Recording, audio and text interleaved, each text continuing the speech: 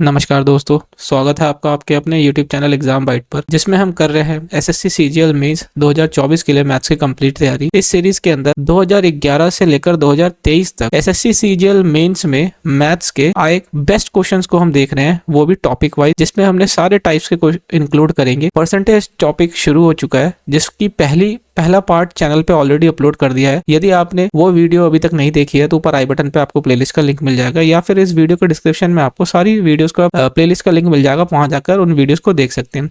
आज हम पार्ट 2 करेंगे, तो चलिए शुरू करते हैं। देखते हैं पार्ट 2 में पहला क्वेश्चन आज क्या है। पहला प्रश्न कहता है कि रवि और सूर्य से 12 साल छोटा है। ये एक पहली कंडीशन हो गई। उसके बाद कहता है कि रवि की आयु उसकी आयु और सूर्य की आयु के योग का 40% है। तो देखिए 40% को हम क्या लिख सकते हैं, 40/100 लिख सकते, क्योंकि परसेंटेज का साइन हटाते हैं तो नीचे 100 जाता है। एक जीरो से एक जीरो चला गया, ये 2 से 2/5 हो गया। तो मान लेते हैं ये रवि की आयु हो गई और ये रवि और सूर्य की आयु हो गई। तो रवि की आयु जो है 2 हो गई और इन दोनों की योग क्या हो गई, 5 हो गई। अब जैसा कि आप जानते हैं कि यहाँ पे रवि और सूर्य की आयु का योग कितना दे दिया है, 5 यूनिट। यहाँ हमें इस वाली इक्वेशन से कंडीशन से पता चल गया है कि रवि की आयु क्या है, 2 यूनिट, तो सूर्य की आयु कितनी हो गई, 3 यूनिट। ठीक है, अब यहाँ पे आप यहाँ देखिए कि रवि सूर्य से 12 साल छोटा है। ठीक है ना, तो ये कंडीशन हमें यहाँ अप्लाई करनी है कि ये जो 1 का डिफरेंस आया है, ये इसकी वैल्यू कितनी दे दी है क्वेश्चन में, 12 ईयर्स। ठीक है, अब ये पूछता है क्या है कि 9 वर्ष के बाद सूर्य की आयु क्या होगी, तो हमें सूर्य की आयु पे काम करना है। तो 1 की वैल्यू 12, तो 3 की वैल्यू कितनी हो जाएगी, वही 12 गुना हो जाएगी, तो 36 साल।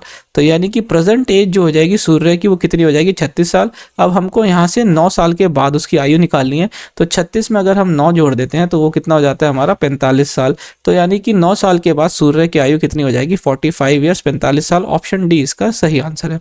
आशा करता हूँ आपको समझ आया होगा। अगला प्रश्न देखते हैं। अगला प्रश्न ये कहता है कि पेट्रोल की कीमत 60 रुपये प्रति लीटर से बढ़कर 75 रुपये प्रति लीटर हो जाती है।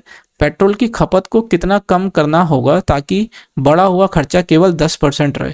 तो इसके अंदर क्या करना है, हमें एक्सपेंडिचर को सिर्फ 10% बढ़ाना है। तो हमें ये बताना है कि कंजम्पशन हमें कितना करना होगा। ठीक है, सबसे पहले समझे कि एक्सपेंडिचर होगा क्या। देखिए प्राइस को, जब भी हम प्राइस को गुणा कर देते हैं किससे, कंजप्शन से। ठीक है, कंजम्पशन से, तो ये हमारा किसके बराबर आ जाता है, ये हमारा एक्सपेंडिचर यानी खर्चा के बराबर आ जाता है। यानी कि कितना दाम है किसी वस्तु का और हमने उसको कितना इस्तेमाल किया है, तो जब उसको हम दोनों को गुणा कर देंगे तो हमारा एक्सपेंडिचर आ जाएगा। तो यहाँ पे आप एक चीज़ देखिए कि जो एक्सपेंडिचर दे रखा है वो हमको सिर्फ और सिर्फ 10% से बढ़ाना है। तो 10% से बढ़ाने का मतलब है 1/10, तो 1 का बढ़त 10 पे। तो अगर मान लेते हैं पहले 10 खर्चा करते थे, 10 रुपये खर्चा करते थे, तो अब वो कितना करना चाह रहे हैं, सिर्फ और सिर्फ 11 रुपये। ठीक है, वैसे तो ये सब यूनिट में चल रहा है, तो लेकिन हमने मान लिया ऐसा कि 10 रुपये पहला खर्चा करते थे, तो अब वो 11 रुपये खर्चा करना चाह रहे हैं। अब वहीं पे जो प्राइस बढ़ा है, वो प्राइस कितना बढ़ा है, पहले देखिए 60 रुपये प्रति लीटर था पेट्रोल का दाम, अब कितना हो गया है, 75 रुपये। ठीक है, तो अगर मैं इसको देखूं 15 से ये कितनी बारी में चला जाएगा, 15 से तो ये 4 बारी में चला जाएगा, और 15 से ये कितनी बारी में चला गया, 5 बारी में। ठीक है, अब यहाँ पे आप देखिए कि जो कंजम्पशन आ जाएगा, वो कंजम्पशन कैसे आता है, वो आता है जब हम एक्सपेंडिचर को डिवाइड कर देते हैं प्राइस से। ठीक है, तो यहाँ पे हम एक्सपेंडिचर को प्राइस से डिवाइड कर देंगे, तो अब यहाँ पे आ जाएगा हमारा क्या, कंजप्शन। ठीक है ना, तो ये कितना आ जाएगा हमारा, तो ये आ जाएगा हमारा 10/4 रेशियो में आ जाएगा 11/5। ठीक है, तो अब हम यहाँ पे देखिए 2 से ये 2 बारी में, 2 से ये 5 बारी में चला गया, और सबको हम क्या कर देंगे, क्रॉस मल्टीप्लाई कर देंगे, तो ये आ जाएगा हमारा 25 और 11 दूनी 22। ठीक है, तो 25 से कितना हो गया हमारा, 22। तो यहाँ पे सीधा सीधा 3 की कमी हो रही है कंजप्शन में। तो यही पूछ रहा है कि हमारी जो खपत है उसको हमें कितना % कम करना है। तो 3 कम करेंगे 25 पे, और परसेंटेज में निकालने के लिए हम इसे 100 से गुना कर देंगे। 25 से ये 4 बारी में चला गया, तो यानी कि 12% की कमी करनी पड़ेगी हमें अपने खपत में। तो इसका मतलब ऑप्शन ए इसका सही आंसर हो जाएगा। आशा करता हूँ समझ आया होगा। अगला प्रश्न देखते हैं। अगला प्रश्न कहता है कि बशीर का कार्य समय प्रतिदिन 15% बढ़ गया है। तो देखिए 15% की अगर हम बात करेंगे तो वो कितना हो जाएगा, वो हो जाएगा 3/20। ठीक है, और उसका वेतन प्रति घंटा 20% तक बढ़ गया। तो 20% का मतलब कितना होता है, 1/5। ठीक है, 1 की बढ़त 5 पे, यहाँ 20, 3 की बढ़त 20 पे। तो हमें उसके दैनिक आय कितना प्रतिशत बढ़ जाएगी, ये हमें बताना है। इसके अंदर भी वही है कि जो वर्किंग आवर है ना, जो वर्किंग आवर है उसको गुना कर देंगे किससे, वेजेस से। तो यही हमारा क्या आ जाएगा, उसका डेली वेज। ठीक है ना। प्रति घंटा वेज उसका कितना है प्लस वो कितने घंटे काम कर रहा है, दोनों का गुना कर देंगे तो ये हमारा उसका डेली का वेज आ जाएगा। ठीक है, डेली वेज यानी कि उसकी रोज की दिहाड़ी कितनी हुई। तो यहाँ पे आप देखिए कि जो उसका टाइम है, टाइम क्या कैसे बढ़ रहा है, उसका टाइम बढ़ रहा है 15% यानी कि 3/20। तो अगर वो पहले 20 यूनिट टाइम का 20 यूनिट के टाइम का काम करता था तो अब वो 23। ठीक है, अब वहीं पे जो उसका प्रति घंटे का जो वेज बढ़ रहा है वो कितना बढ़ रहा है, जो उसका प्रति घंटे का वेज है वो कितना बढ़ रहा है 20%। यानी कि अगर 5 रुपये उसको पहले मिलते थे प्रति घंटा के तो अब उसे 6 मिल रहे हैं। दोनों को गुना कर देते हैं तो ये देखिए 100 हो जाता है, और इसको जब हम गुना कर देंगे तो ये 138 हो जाता है। तो देखिए कितने की बढ़त आ रही है, 38 की। तो 100 पे ही बढ़ी हुई चीज़ क्या होती है, परसेंटेज। तो 38% उसकी डेली अर्निंग बढ़ जाएगी। ऑप्शन बी इसका सही आंसर हो जाएगा। आशा करता हूँ समझ आया होगा। अगला प्रश्न देखते हैं। अगला प्रश्न कहता है कि ए, बी और सी अपनी आय का क्रमशः 80, 85 और 75% खर्च करते हैं। यदि उनकी बचत का अनुपात 8:9:20 हो तो तथा ए और सी की आय में 18,000 का अंतर हो तो बी की आय क्या होगी, ये हमें बतानी है। देखिए हम यहाँ पे लिख लेते हैं ए, बी और सी, जो कि इन 3 लोगों की बात हो रही है। तो यहाँ एक्सपेंडिचर अगर 80% है ए का, बी का एक्सपेंडिचर खर्चा जो दे रखा है 85% और सी का दे दिया है 75%। तो यहाँ पे अगर आप ये देखें कि इनकी सेविंग क्या है, सेविंग अगर 100 रुपये अगर सेविंग इनकम है तो उसमें 80 रुपये वो खर्चा कर दे रहे हैं। ठीक है, तो बचा कितना 20%। ठीक है, यहीं पे यहाँ पे इनका कितना बच जाएगा, बी का 15% बचा रहा है और सी 25% बचा रहा है। ठीक है, ये हो गई सेविंग। अगर यहाँ पे अगर मैं मानूँ इनकम, तो देखिए ये हो गई इनकी इनकम 100%। सभी की इनकम क्या है, आप अपने आप में 100% है। ठीक है, अब लेकिन यहाँ पे जो सेविंग दे रखी है वो सेविंग कितनी दे रखी है, अनुपात में 8:9:20। ठीक है, ये हमको दे रखी है। अब आप यहाँ देखिए कि इस इनकम को सेविंग अगर 20% सेविंग है तो इनकम 100% होने के लिए कितना गुना हो रहा है, ये 5 गुना। ठीक है, तो इसी तरीके से ये सेविंग भी कितनी हो जाएगी हमारी 5 गुना, तो 8 की जगह कितनी हो गई 40। ठीक है, इसी तरीके से जब हम सेविंग को कंप्लीट 15% सेविंग है तो इनकम होने के लिए कितना गुना करना पड़ेगा, ये हमको गुना करना पड़ेगा 20/3 गुना। ठीक है, तो इसी तरीके से जो सेविंग हो जाएगी वो भी कितनी हो जाएगी 20/3। तो 20/3 अगर हम सेविंग कर रहे हैं तो कितनी हो गई, ये 60। अब यहाँ पे सेविंग से अगर 25% सेविंग है तो इनकम के लिए हमें कितना है 4 गुना। तो ये जो सेविंग हो जाएगी ये भी कितनी हो जाएगी 4 गुना, जो हो जाएगी 80। ठीक है ना, तो यहाँ पे आप देखिए इनका अनुपात कितना आ गया 40:60:8। यहाँ पे अब दे रखा है कि डिफरेंस जो दे दिया है इनकम ए और सी का वो 18,000 दे दिया है। तो इसका मतलब ये 40 ये 80 और ये 40, इसका जो डिफरेंस आया है यानी कि ये 40, इसकी वैल्यू हमको कितनी दे रखी है 18,000। कितनी दे रखी है 18,000। अब हमसे पूछी क्या जा रही है, बी की इनकम यानी 60 की वैल्यू, 60 की वैल्यू पूछी जा रही है। तो ये सीधा सीधा कैलकुलेशन है, अपॉन 40 कर लेते हैं, यहाँ 60 हो जाएगा। तो देखिए यहाँ से एक 0 से एक 0 चला गया, और ये 4 से अगर मैं बात करूँ तो ये 3 बारी में चला जाएगा और ये 9 बारी में। ठीक है, तो ये कितना हो जाएगा 9×3 = 27,000 आ गई किसकी, बी की इनकम, जो कि ऑप्शन सी इसका सही आंसर है। आशा करता हूँ समझ आया होगा। अगला प्रश्न देखते हैं। अगला प्रश्न कहता है कि एक परीक्षा में ए ने बी से 10% अधिक, बी ने सी से 20% अधिक अंक प्राप्त हुए, किंतु सी ने डी से 32% कम अंक प्राप्त किए। यदि ए को सी से 272 अंक अधिक प्राप्त हुए तो हमें बी को कुल कितने अंक प्राप्त हुए बताना है। देखिए इसको या तो आप रेशियो से कर सकते हैं कि सभी का रेशियो बनाएं, ए और बी का, उनको बराबर करें। ठीक है, रेशियो को। नहीं तो इसका सबसे आसान तरीका ये होता है कि मैंने आपको ऐसे क्वेश्चन में बता रखा है कि हमें पीछे से चलना होता है, लास्ट से। ठीक है ना, यहाँ से शुरू करते हैं। तो डी को 32% कम मार्क्स मिले हैं सी से, तो किसको, सी को 32% कम मार्क्स मिले हैं डी से। तो मान लेते हैं डी को 100 मार्क्स मिले हैं, तो सी को 32%, 100 का 32% होता है 32, तो सी को मिले हैं 38 मार्क्स। ठीक है, अब वहीं पे ये कहता है कि बी को 20% ज़्यादा मार्क्स मिले हैं सी से। तो देखिए 38 का अगर आप 120% निकालेंगे तो कितना हो जाएगा, ये हो जाता है हमारा 12×8 = 96 हो जाता है, और 12×6 = 72 और 9 हो जाता है 81, और नीचे 1 जीरो है तो यहाँ पे पॉइंट आ जाएगा। तो बी को मिले हैं 81.6। वहीं पे कहता है कि ए को 10% मार्क्स ज़्यादा मिले हैं। तो देखिए 81.6 का 10% अगर हम निकालेंगे तो ये हो जाता है 8.16। तो 8.16 इसको जोड़ लेते हैं हम, तो ये आ जाएगा हमारा 6, 7, 8 और 1 9, 89.76 ये हो गया ए को मार्क्स मिले हैं।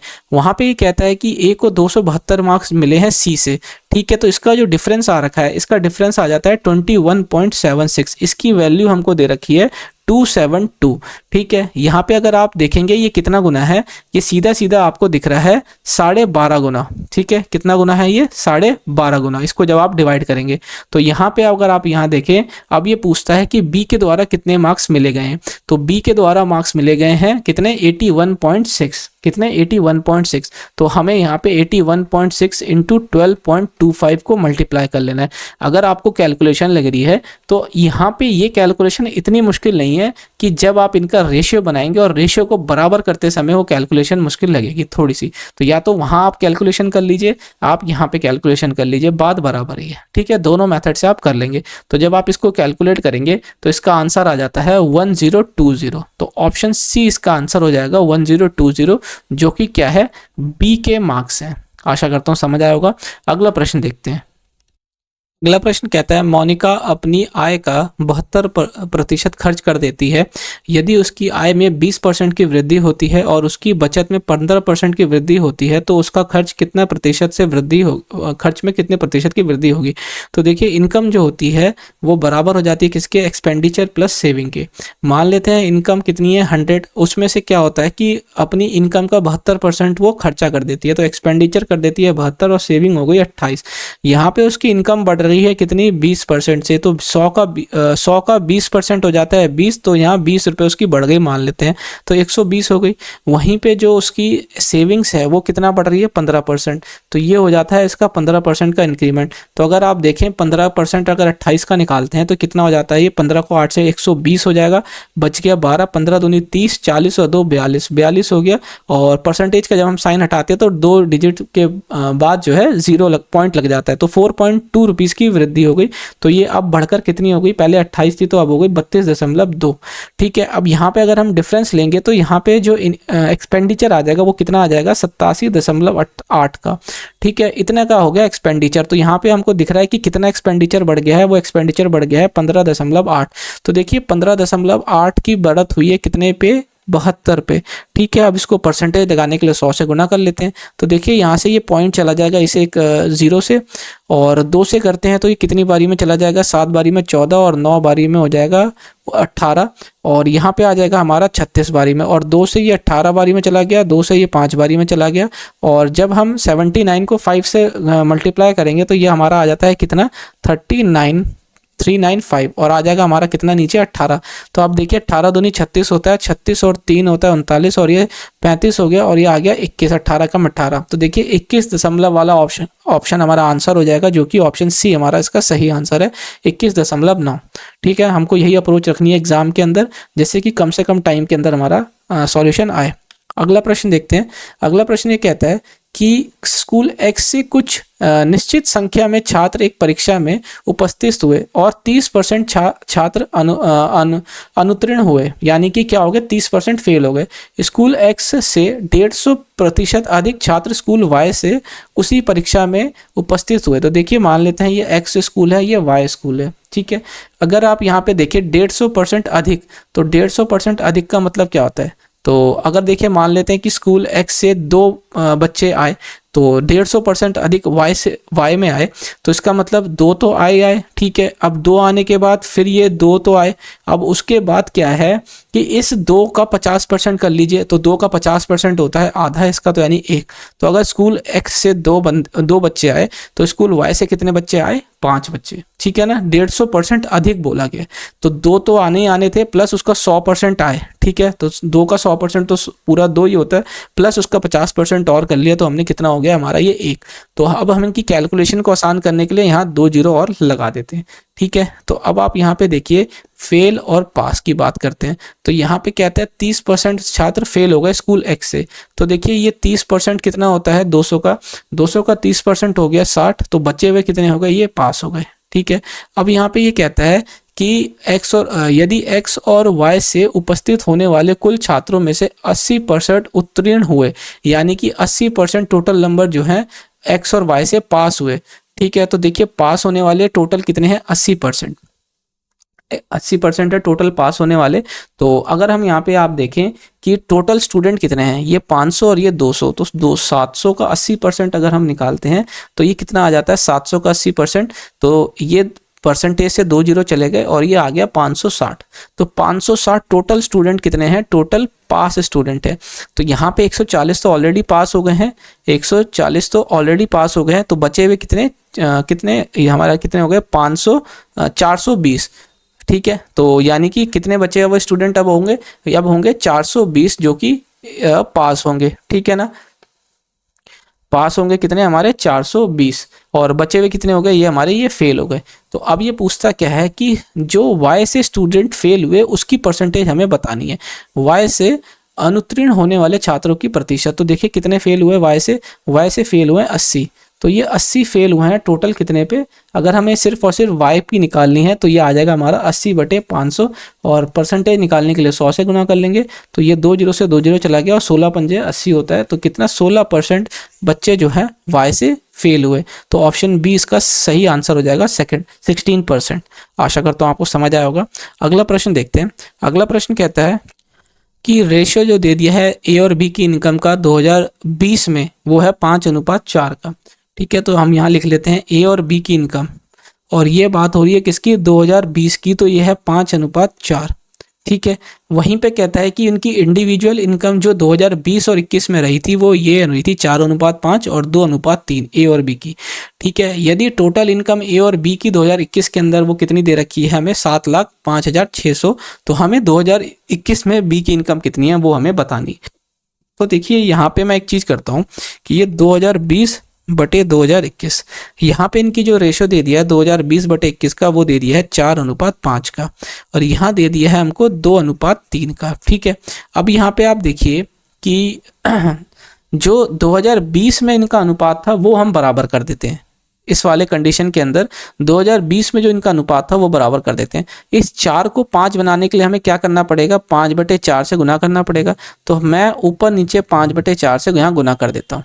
अब यहाँ पे इसको मुझे 4 बनाना है, 2 को तो मैं 2 से इधर गुना कर देता हूँ और इधर भी 2 से गुना कर देता हूँ, ठीक है। तो अगर आप यहाँ पे देखें तो ये कितना हो गया, ये हो गया 5/25/4 ये अनुपात, और यहाँ हो जाएगा 4/6 अनुपात, ठीक है। अब यहाँ पे ये कहता है कि ये 25/4 + 6 इसकी वैल्यू हमको कितनी दे दी है, ये ऑलरेडी क्वेश्चन के अंदर कह रखा है, ये दे दी है हमें 7,05,600 रुपये, ठीक है। तो अब हमसे क्या पूछा जा रहा है, ये हमसे पूछा जा रहा है कि बी की इनकम। तो जब हम इसको कर लेंगे तो 6 चौक 24 हो जाएगा, 24 और 25 कितना हो जाता है, 39 है ना, 49/4। इसकी वैल्यू हमको कितनी दे दी है, 7,05,600, ठीक है ना। अब यहाँ से अगर मैं कैलकुलेशन को थोड़ा सा इसका स्पेस बनाता हूँ पहले, तो यहाँ पे अगर मैं 1 यूनिट की वैल्यू अब निकालता हूँ तो वो कितनी हो जाएगी, ये हो जाती है इस तरीके से, ठीक है, 4/49।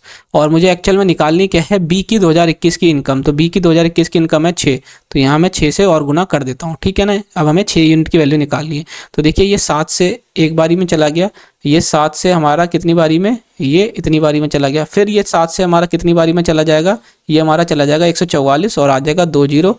और अगर हम यहाँ पे इसको गुना करेंगे तो ये आ जाएगा हमारा कितना, 16 और इतना आ जाएगा। और इसको अगर हम करेंगे तो सॉरी ये 7 हो गया, और 4 एकम 4 और 1 ये 5 ये इतना आ जाएगा 576। और अभी हमें 6 से गुना करना है तो ये आ जाएगा 2 जीरो, ये 36 हो जाएगा, 35 और कितना हो जाता है ये 42 45, ठीक है। और 30 और 4 34, तो ये 3,45,600 इसकी हो गई क्या, बी की 2021 की इनकम, जो कि ऑप्शन ए हमारा सही आंसर है। आशा करता हूँ आपको समझ आया होगा। अगला प्रश्न देखते हैं। अगला प्रश्न कहता है कि 3 साल पहले रमन की सैलरी कितनी थी, वो थी 45,000, क्या थी रमन की सैलरी 3 साल पहले? 45,000। अच्छा, उसकी सैलरी 10% से बढ़ती है, ठीक है, उसके बाद A% से बढ़ती है और उसके बाद फिर 20% से बढ़ती है, ऐसे 3 साल में। तो हमें अब उसकी सैलरी क्या है? अब उसकी सैलरी है 83,160 रुपये। तो हमें A की वैल्यू निकालनी है। देखिए ऐसे क्वेश्चन में हम क्या करते हैं, ये तो आ गया 45,000। अब हमने क्या 10% बढ़ाया, 10% का मतलब होता है 11/10, ठीक है। अब उसकी सैलरी बढ़ी है क्या? A%। तो मैं इसको लिख देता हूँ A/10, 100, यानी कि A% ये बढ़ी हुई सैलरी आई है, ठीक है। अब वहाँ पे आ गई 20% की बढ़त, है ना। 20% का मतलब होता है 1/5, यानी 6/5 हो गई, ठीक है। तो आप देखिए ये 2 जीरो और एक ये 3 जीरो से ये चला गया, 5 से ये 9 बारी में चला गया, ठीक है। अब बढ़ने के बाद जो इनकी सैलरी है वो 83,160 दे रखी है। तो 11 से जब मैं इसको काटता हूँ तो 777 हो जाता है, 3 और 3 6, है ना, और ये 55 हो जाता है, 5 और 1 6, 6 से 66, तो ये चला गया। अगर मैं इसको 9 से काटता हूँ तो 9 से देखिए ये 8 से 72 में चला जाएगा, 4 से 36 और ये इतना आ जाता है। 6 से इसे मैं काटता हूँ तो एक बारी में चला जाएगा और 6 चौक 24, ये हो गया 140। तो ए की वैल्यू आ गई हमारी 140। तो यानी 140% का मतलब होता है कि 40% उसकी सैलरी बढ़ी हो। तो ए का मतलब क्या हो गया? ए की वैल्यू आ गई क्या? 40% उसकी सैलरी बढ़ी, ठीक है ना। तो ये ए जो है एक्चुअल में क्या है? ये है 100 प्लस ए। इस ए की जगह आप ए ना लिख के लिखिए 100 प्लस ए, जिससे कि आपकी ए की वैल्यू यहाँ से आ जाएगी। तो ए की वैल्यू आप लेंगे तो ये आ जाएगी 140 में से 100 जाएगा, जो कि 40। तो 40% उसकी सैलरी बढ़ी, जो कि ऑप्शन 4 इसका सही आंसर है। आशा करता हूँ आपको समझ आया होगा। अगला प्रश्न देखिए, ये कहता है कि एक चावल के दाम में 25% की घटाव होता है, यानी कि डिक्रीज होता है 25%, जिसकी वजह से कोई व्यक्ति 30 किलो ज़्यादा चावल खरीदता है सेम खर्चे पे। तो अगर उसका एक्सपेंडिचर का खर्चा जो है 5400 रुपये है, तो हमें ये बताना है कि चावल का प्राइस, ओरिजिनल प्राइस क्या था पर केजी के हिसाब से। देखिए ऐसे क्वेश्चन को मैं एक ही मेथड से कराता हूँ, हर बार मैंने आपको बताया, जितने भी क्वेश्चन ऐसे आए हैं मैंने एक ही मेथड से इस क्वेश्चन को कराया। देखिए प्राइस क्या है? 25% का डिक्रीज होता है। तो अगर आप 25% का डिक्रीज बोलते हैं तो 25% का डिक्रीज होता है 1 का घटाव 4 पे। तो मान लेते हैं कि पहले अगर 4 रुपये था प्राइस, अब कितना हो गया? 3। और कंजप्शन जो होता है वो क्या होता है? कंजप्शन उल्टा हो जाता है प्राइस के। तो अगर कोई 3 रुपये का 3 केजी चावल खाता था पहले, तो अब खाएगा 4। तो यानी कि वो प्राइस घटता है तो कंजप्शन बढ़ जाती है। तो देखिए ये 1 यूनिट जो बढ़ा है, इसी की वैल्यू हमको दे रखी है क्या? 30 केजी, ठीक है। अभी आप देखिए ये क्या है? ओरिजिनल प्राइस, यहाँ बात हो रही है ओरिजिनल, और ये है करंट, यानी कि अभी का। तो यहाँ ओरिजिनल प्राइस की बात चल रही है, हमें ओरिजिनल पे कंसंट्रेट करना है। तो देखिए 1 यूनिट की वैल्यू कितनी है? 30 केजी। तो 3 यूनिट की वैल्यू कितनी हो जाएगी? 90 केजी, ठीक है। तो यहाँ आप देखिए कि 90 केजी चावल वो खरीदते हैं कितने में? 5400 रुपये के अंदर। कितने पे? 5400 रुपये। तो 1 केजी की दाम क्या हो जाएगा? 1 केजी का अगर हम दाम निकालें तो वो जाता है 5400/90, ठीक है। तो देखिए 0 से 0 चला गया, ये कितना? 6 बारी में, तो 60 रुपये। तो 60 रुपये प्रति किलो क्या हो गया उनका? 60 रुपये प्रति केजी दाम हो गया ओरिजिनल चावल का। तो इसका सही उत्तर है ऑप्शन सेकंड, ठीक है। 60 रुपीज़ पर केजी इसका ओरिजिनल प्राइस है। तो देखिए मैंने इसी मेथड से मैं सारे आंसर आपको यहाँ निकाल के दे दूंगा कि ओरिजिनल कंजप्शन कितनी है, करंट कंजप्शन कितनी है, ओरिजिनल प्राइस कितना है, करंट प्राइस कितना है, बढ़ा हुआ प्राइस, बढ़ा हुआ कंजप्शन, सब चीज़ इसी मेथड से आ जाएगी। आपको दूसरा मेथड इसमें समझने की जरूरत नहीं है। अगला प्रश्न देखते हैं। अगला प्रश्न कहता है कि हरि, कमल और ललित किसी चुनाव में लड़ते हैं जिसमें 6050 वोट पड़ते हैं और कोई भी वोट अवैध नहीं होता है, सारे वोट मान्य होते हैं। कमल को हरि और ललित के द्वारा प्राप्त कुल वोटों से 42% अधिक वोट मिलते हैं। तो देखिए कमल और यहाँ पे हरि प्लस ललित, ठीक है। तो अगर हरि और ललित को 100% वोट मिलते हैं तो कमल को उनका 42% अधिक वोट मिलता है, तो 142% मिलता है। तो अगर मैं इसको 2 से काट लेता हूं तो ये 50 हो जाता है और ये कितना हो जाता है? 71, ठीक है। अब आप यहाँ पे देखिए कि इनको अगर आप जोड़ लेते हैं तो ये कितना हो जाता है? 121। कितना हो गया? 121। इस 121 की वैल्यू दे रखी है 6050, जो कि टोटल वोट पड़े हैं। तो यहाँ पे आप सीधा देख रहे हैं ये कितना है? 50 गुना। अब उसके बाद कहता है यदि ललित को डले गए कुल वोटों में से केवल 8% वोट प्राप्त हुए। अब ललित को सिर्फ 8% वोट प्राप्त हुए, कितने? कुल वोटों के। तो आप एक से सबसे पहले तो ये 6050 का 8% निकाल लीजिए। तो 6050 का 8% निकालेंगे तो क्या हो जाएगा? तो ये हो जाता है हमारा 0, 8 पंजे 40 और 8 6 48। तो ये 484, तो ये परसेंटेज के साइन से 2 जीरो चला गया, तो 484 वोट मिले हैं किसको, 484 वोट मिले हैं सिर्फ और सिर्फ ललित को। ठीक है, तो अब वो अब उससे पूछ रहा है तो हरि को प्राप्त वोटों की संख्या ज्ञात कीजिए। ठीक है, हरि के प्राप्त वोटों की संख्या हमें ज्ञात करनी है। तो आप यहाँ देखिए कि 1 यूनिट की वैल्यू यहाँ कितनी है, 50 गुना, तो इसको भी हम सीधा सीधा 50 गुना कर लेते हैं, तो कितना हो जाता है ये हमारा 2500। ठीक है ना, अब इस 2500 में से इसको मिल गए कितने, ललित को मिल गए 484 वोट। 2500 में से 484 वोट ललित को मिल गए, तो बचे हुए कितने हैं, वो है 2016 वोट, जो कि किसको मिले हैं, हरि को। यही हमसे पूछा गया कि हरि को प्राप्त वोटों की संख्या, तो 2016 वोट उसको मिले, जो कि ऑप्शन ए इसका सही आंसर है। आशा करता हूँ आपको समझ आया होगा। तो ये था पार्ट 2 परसेंटेज का। आज की वीडियो में इतने क्वेश्चन हैं। जो भी क्वेश्चंस मैंने कराए हैं पार्ट 1 पार्ट 2 में, ये बेस्ट क्वेश्चंस है जिसके अंदर अभी तक मेंस के अंदर आए जितने भी क्वेश्चंस हैं उनके बेस्ट में से बेस्ट क्वेश्चन है, और सारे टाइप इंक्लूड किए गए हैं। आशा करता हूँ आपको सॉल्यूशन पसंद आए होंगे। अगर सॉल्यूशन पसंद आया तो वीडियो को लाइक कीजिएगा और एग्जाम बाइट चैनल को सब्सक्राइब करना मत भूलिएगा। मिलते हैं अगली वीडियो में, तब तक के लिए एग्जाम बाइट चैनल को देखने के लिए बहुत बहुत धन्यवाद।